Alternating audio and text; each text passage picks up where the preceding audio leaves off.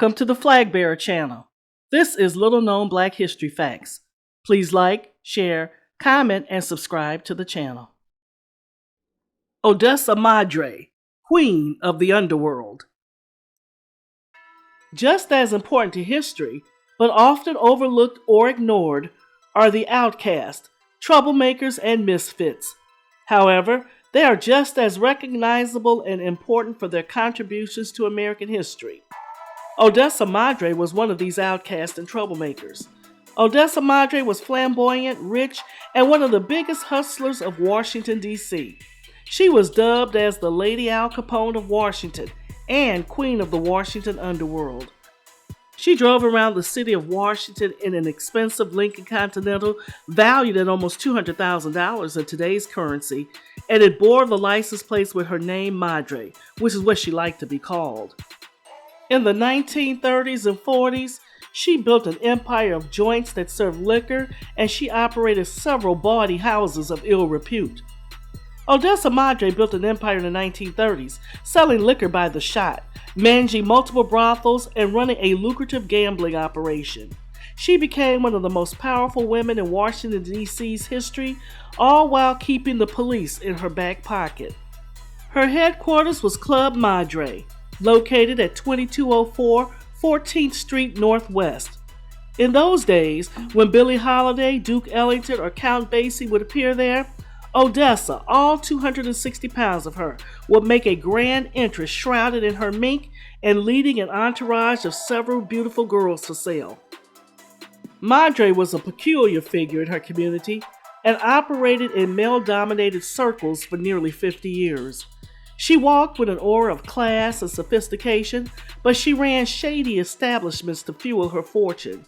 She was highly intelligent, wise in the streets, and brilliant with numbers. She spoke very eloquently.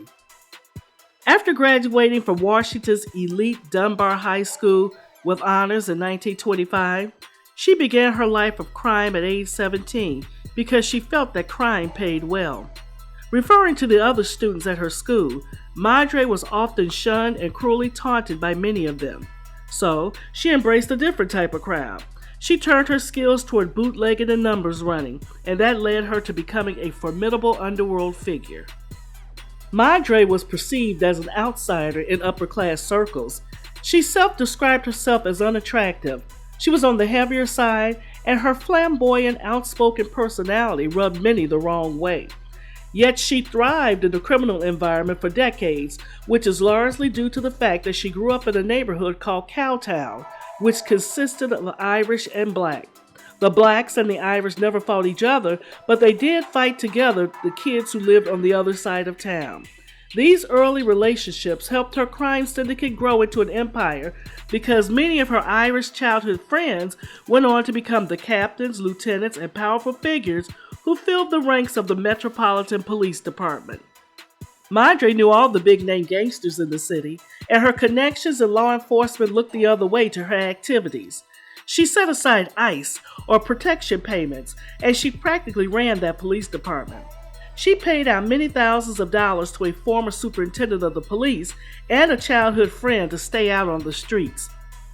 A police detective who worked undercover vice during the 1960s said that Madre was able to reign for so long because of her ability to keep peace among crime lords and her overly generous pockets.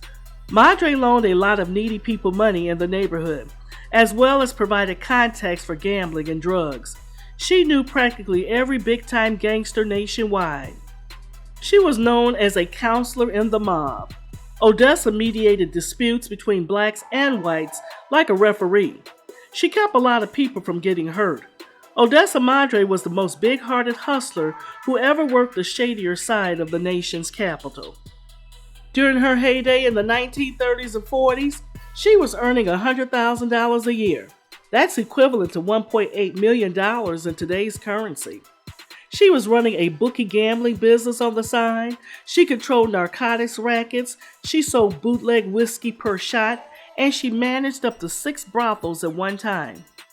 Her most prominent venture was amusing notable celebrities at her infamous club, Club Madre.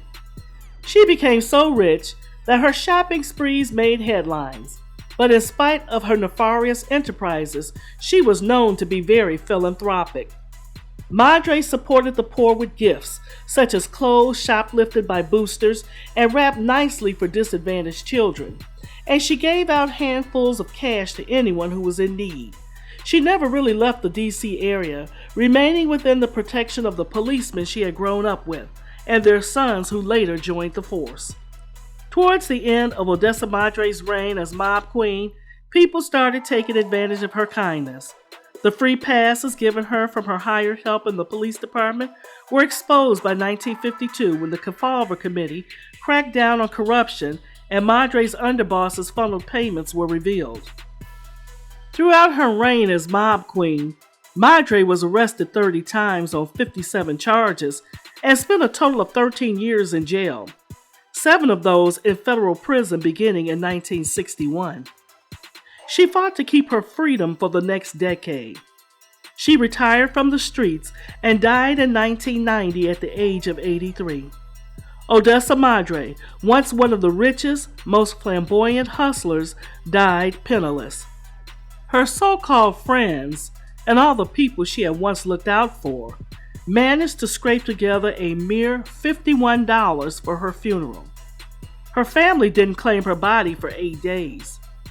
However, W.H. Bacon of the Bacon Funeral Home stepped in to make sure that the queen of the mob received a decent burial.